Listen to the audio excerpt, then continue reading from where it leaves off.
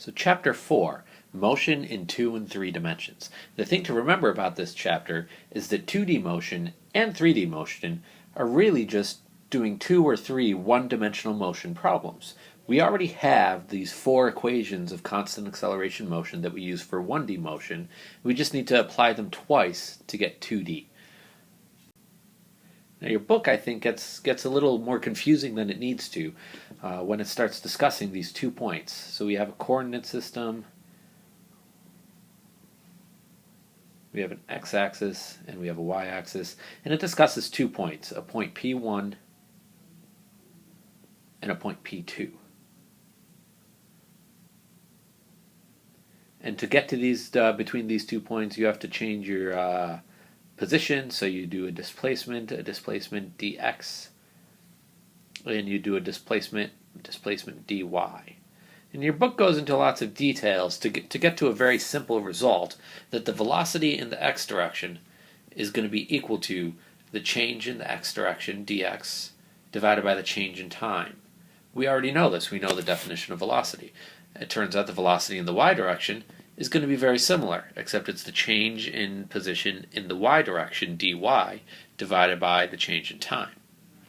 And we can get our final velocity vector, v, is equal to square root of vx squared plus vy squared.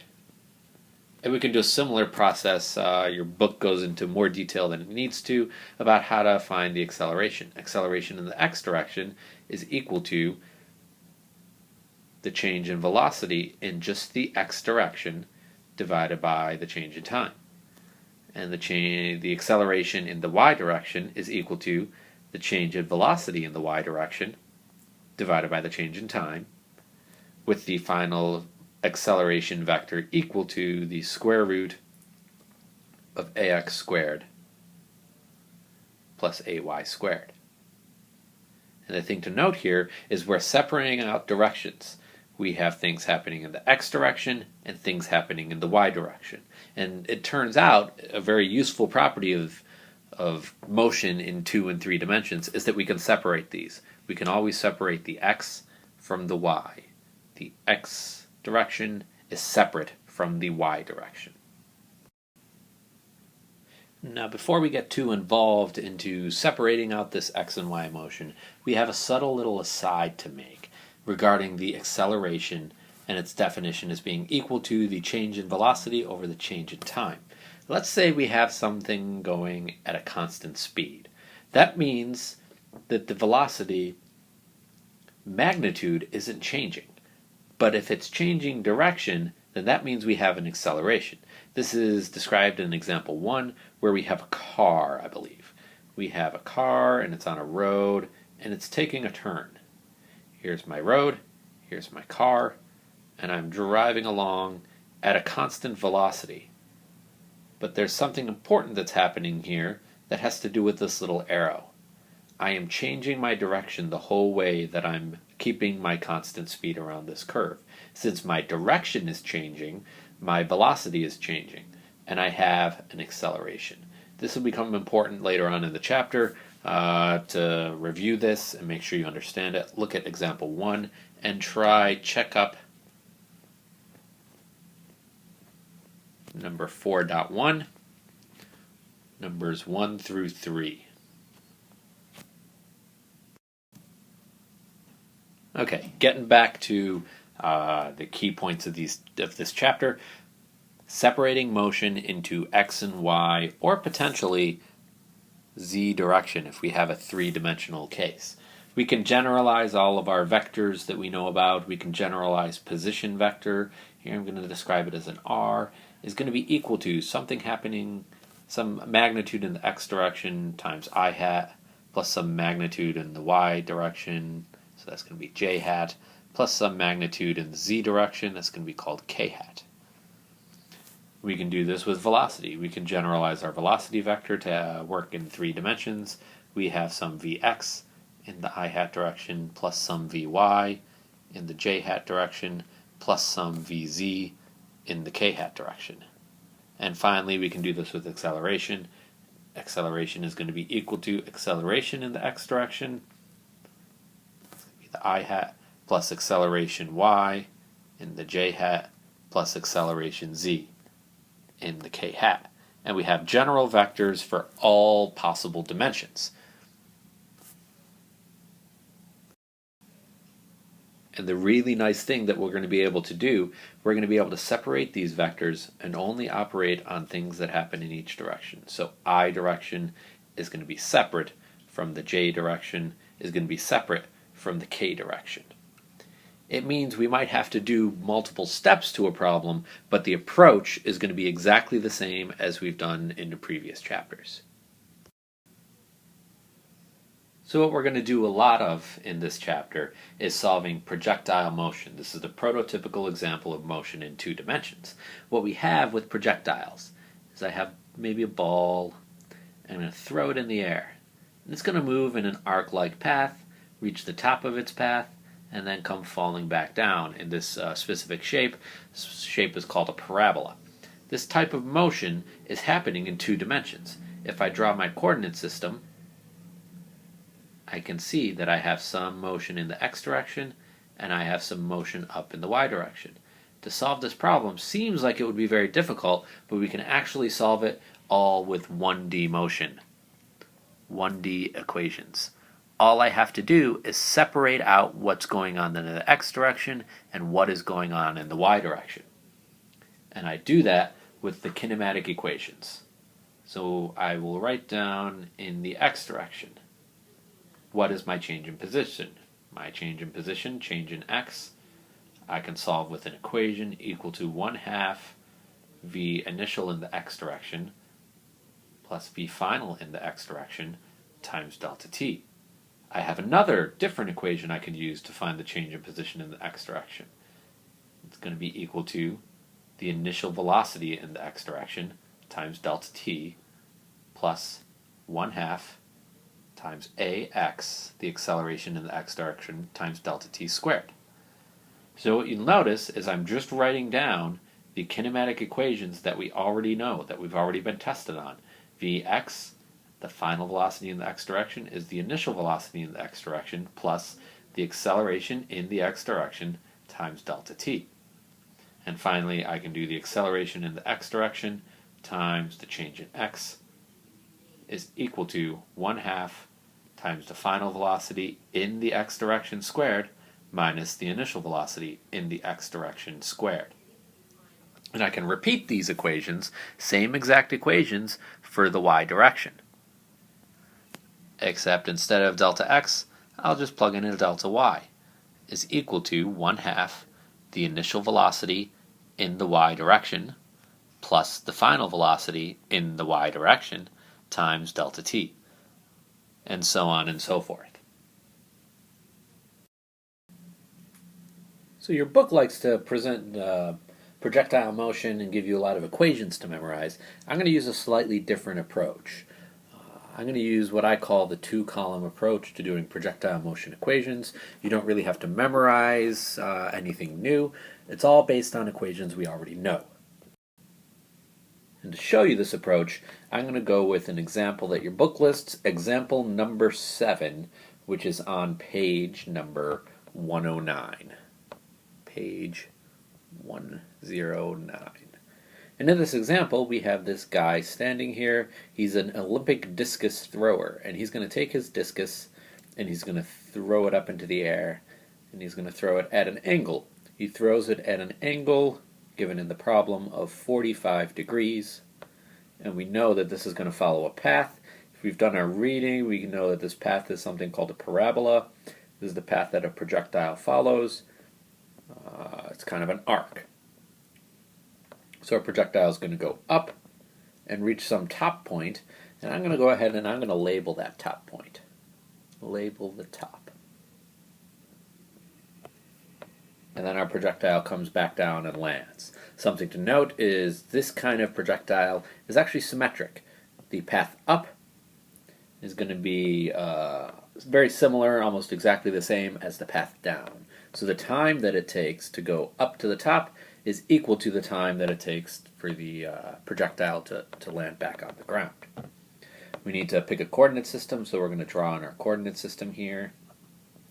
my x and my y axis, my I hat, and I'm going to say that to the right is positive, and I'm going to say for my j hat direction that anything up is positive.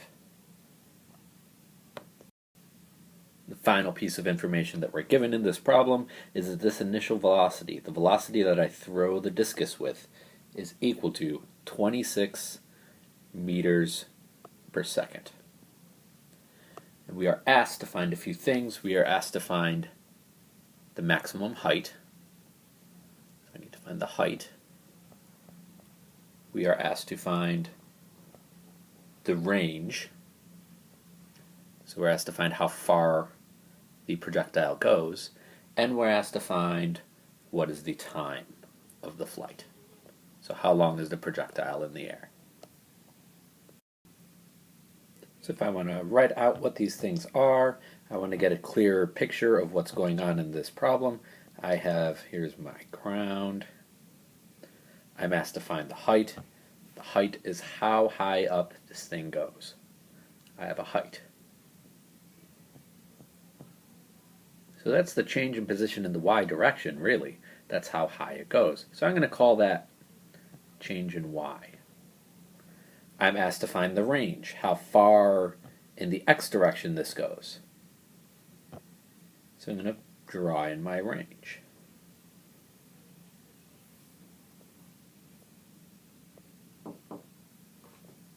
And that is going to be delta x. We have a nice big picture on slide number 5, and we'll repeat this picture right here, just in a smaller form, so that we can refer back to it occasionally.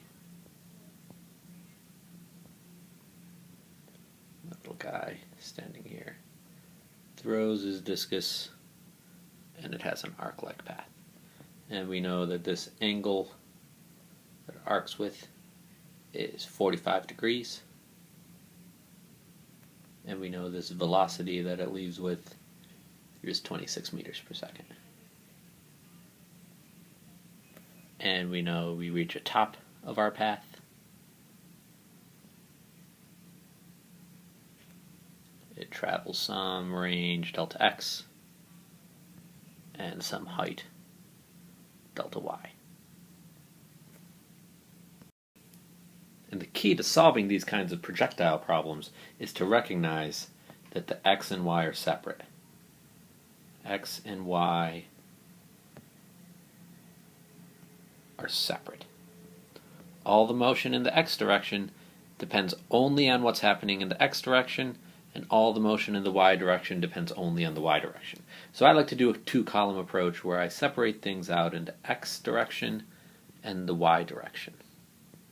And I just write down all the variables that I might possibly be interested in. So in the x direction I have delta x. And I don't know what that is. And I have a delta y. It's going to be the height. I don't know what that is. I have v initial, some initial velocity, only in the x direction. And I can solve for that if I look at what I have. I know that the velocity is 26 meters per second at an angle of 45. I can label my Vx. So let me put a little Vx in here. Just the x piece of this initial velocity. I'm going to call that Vx. It is the adjacent side to my angle, so I know that my Vx is going to be V initial times the cosine of my angle. And then my V initial in the y direction, I can draw that in. V initial in the y direction, coming up here, and I'm on the opposite side of this triangle that I can draw with my initial velocity, and I find that V0y is V0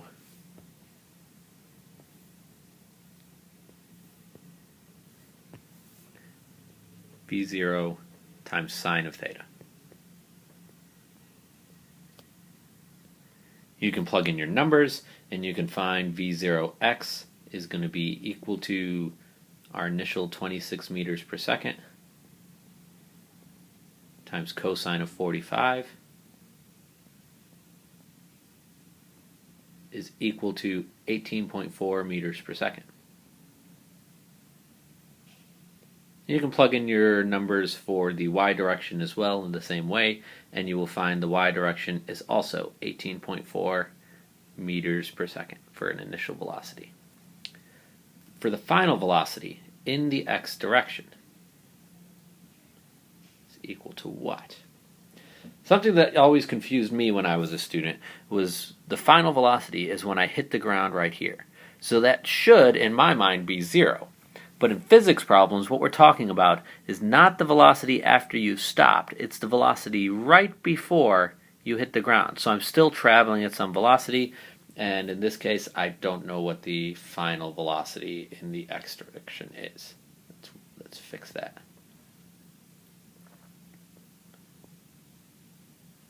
The final velocity in the x direction, and I don't know what that is. Final velocity in the y direction, this is one of the subtle things that the book tries to tell you to memorize. And it gives you very specific situations where you can do it. I prefer to do things this way, where the final velocity at the top of my path. So right here, at the very, very top, I reach some maximum height, and I kind of stop moving in the y direction. I'm still moving horizontally, but my y direction motion stops right at the top of my path. So that means that the v final in the y direction for the top of my path is going to be equal to 0. And then I have another v final y, the v final that I get right at the end of right before I hit the ground. And that's going to be equal to something we don't know yet. Acceleration in the x direction. Now, most problems will ignore air resistance, and there's nothing really pulling on this projectile in the x direction to make it accelerate. So the acceleration in general in the x direction for projectiles is going to be 0. Another useful thing to know. And the acceleration in the y direction is going to be equal to a negative 9.8 meters per second squared, because gravity is acting on this guy, pulling it down. The final point to make is the time. What is the change in time? I don't know what the change in time is, but I do know that the change in time for the x direction is the same as the change in time for the y direction. So I think of the time as kind of being the linking factor between the x and y directions. It's the only thing that's the same between both directions. And now I've written down everything I could possibly want to know, everything that I possibly do know. So one of the things we're asked to find is this change in y, this height. It's very convenient because I know a lot of information for the y direction. I'm looking for delta y. I don't know what that is. V initial in the y direction, I know what that is. That's 18.4 meters per second. I solved for that already. And that's in my little 2 columns. My final velocity in the y direction, I don't know what it is when I hit the ground, but I do know what it is at the top. And the top is where I reach my maximum height. I know at my maximum height, my velocity in the y direction is 0 meters per second. I know my acceleration is equal to negative 9.8 meters per second squared. Gravity is acting on this, pulling it down. Acceleration in the y direction is negative 9.8 meters per second squared. And I still don't know what the time is. Change in time equals something. If I look at all these things I know, I can use one of the kinematic equations. I can use A times change in y is equal to 1/2 times v final y squared minus v initial y squared.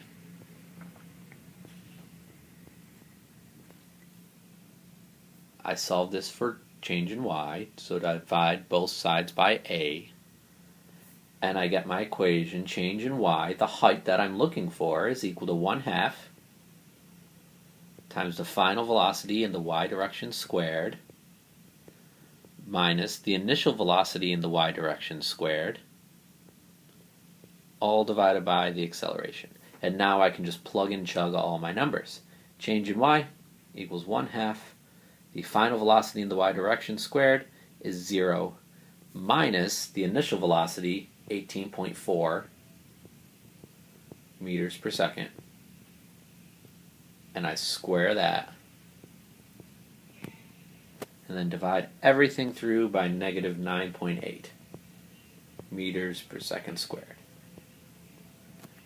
My negative up top will cancel with my negative down bottom, and I get delta y, when I plug this into a calculator, is equal to 17.3 meters. So that is the maximum height that I can reach. And I've finished 1/3 of the problem. If we go back to the problem, what else do we need to find? We need to find the range of this projectile, and we need to find the total time it's in the air. So what should we look at first? Let's look at what we know. In the x direction, I don't know delta x, I don't know v final in the x direction, and I don't know change of time. In the y direction, the only thing I really don't know is the change in time. So I'm going to say let's concentrate on the delta y direction where I know a bunch of stuff, a bunch of information, and see what I can find. I can probably find a delta t. So let me find a delta t using my kinematic equations. So what kinematic equation do I want to use? I can use Vf in the y direction is equal to V0 in the y direction plus A in the y direction times change in t. And I'm going to shuffle this around, do some algebra, and solve for delta t. So I subtract V0y from both sides, minus V0y on both sides, and I get V final y minus V initial y is equal to AY times delta t. I can divide both sides by AY. My AY is going to cancel on the right side, divide by AY on the left, and I get my equation for delta t is equal to VF minus V0y, all divided by A in the y direction. I can plug in all of the numbers that I have, and I find delta t is equal to V final was 0 minus V initial is 18.4 meters per second, all divided by negative 9.8 meters per second squared. And I find a delta t that's going to be equal to 1.88 seconds.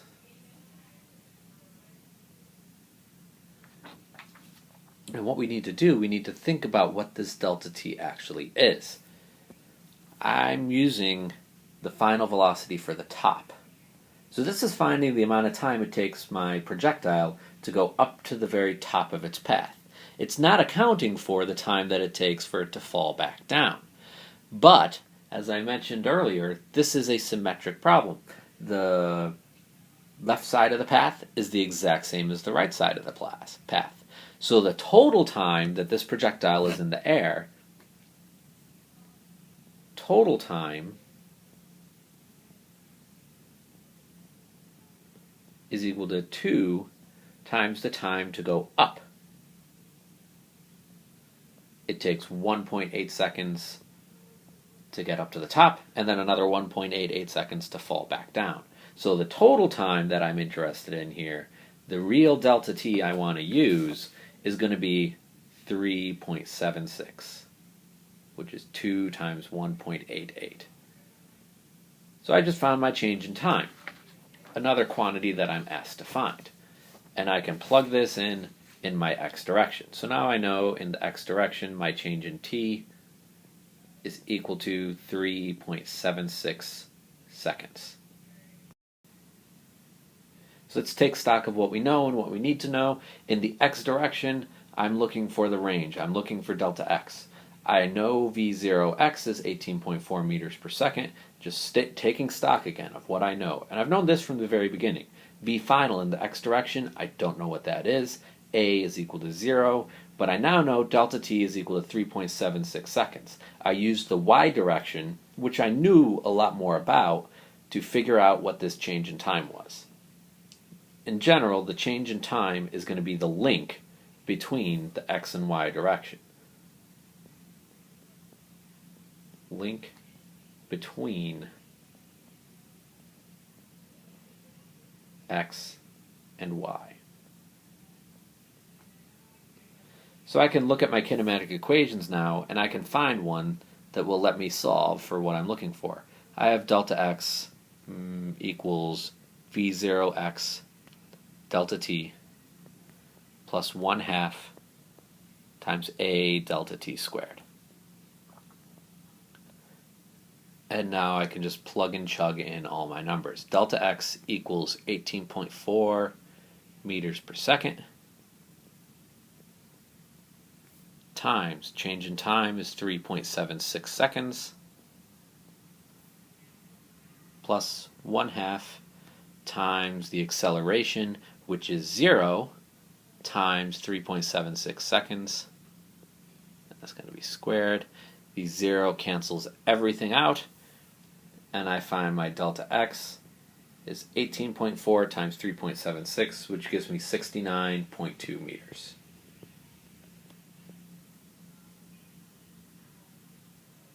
The only suggestion I can make regarding finding the right equation to use is to look at what you know and find an equation that involves what you know. The best practice to get good at this is to literally just practice. Solve your homework problems, and you'll be able to eventually pick out that this is the correct equation to use. Practice will make perfect. So we've got a little bit of a random inclusion here in the chapter, something called uniform circular motion. And in uniform circular motion, we have an object moving in a circle.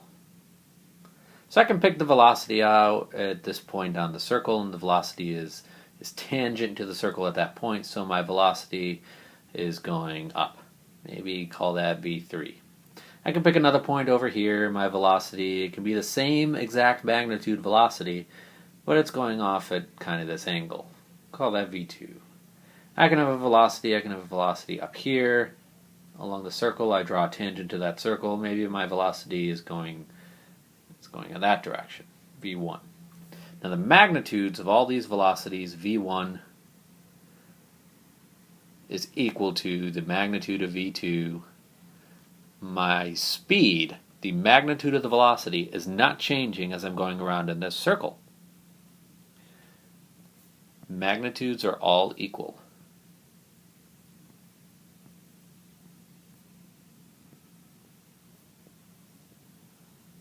But I can very clearly see the direction is changing. V3 is going up. V2 is going off at an angle. V1 is going kind of down and at an angle. So the directions are changing.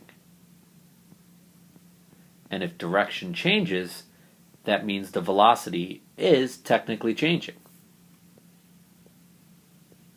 And if the velocity changes, then we have an acceleration. And for uniform circular motion, this acceleration is called A, and I'm going to label it with a little c, which is going to stand for centripetal. Centripetal. And that's going to be equal to velocity squared divided by r. So that's how I find the magnitude of my centripetal acceleration. If I'm moving in a circle, it's the velocity squared divided by r, where r is going to be the radius, which is 1/2 of the diameter of a circle. Now, since it's an acceleration, acceleration has magnitude and direction, so again, this is how I find the magnitude. How do I find the direction? I can use the right-hand rule, I can use various other techniques, but they all result in the same thing. I draw my circle, I can attach my velocities all go tangent to my circle. So here's my v3 again, here's my v2 again, and each one of these velocities, since it's changing direction, has some kind of acceleration associated with it. And those accelerations all point in the same direction. Acceleration for centripetal acceleration for uniform circular motion always points towards the center of your circle. AC, centripetal acceleration, points towards the center of your circle.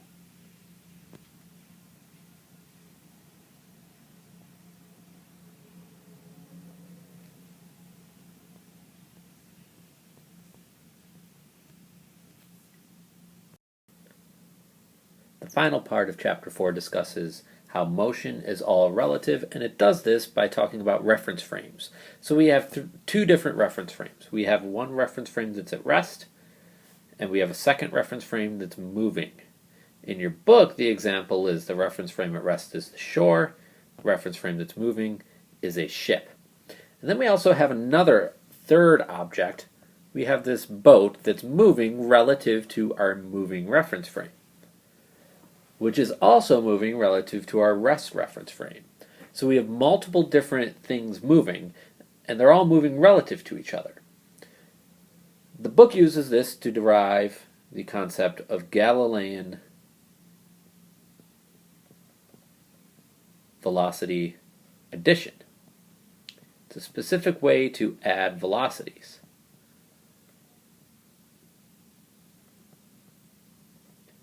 And it works when you have multiple different reference frames that are moving with respect to each other.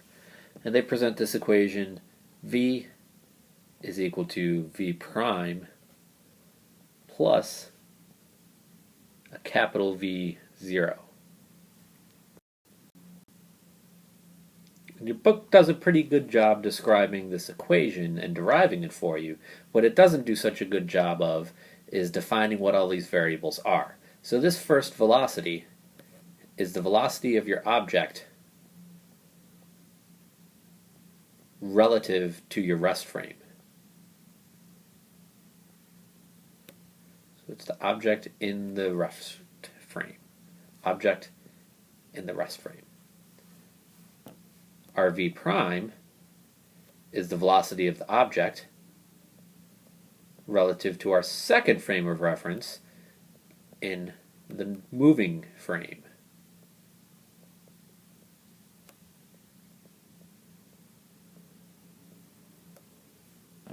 And finally, we have this big V. This big V is the velocity of the moving frame.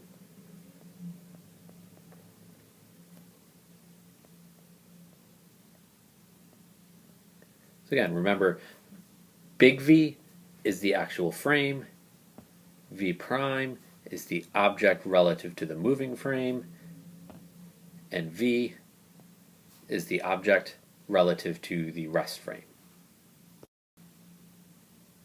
So let's try to understand relative motion and how it actually is useful with an example. Let's say I'm in a boat. I have a boat on one side of the shore and I want to make it across to the other. Now I take my boat and I start sailing across in the, I'm going to call it east. We can also think of it as the I-hat direction. So I shoot my boat directly across this stream. My goal is to land exactly across from where I started. And I have some initial velocity of my object with respect to the water, and that's going to be 18 kilometers per hour in entirely the I-hat direction.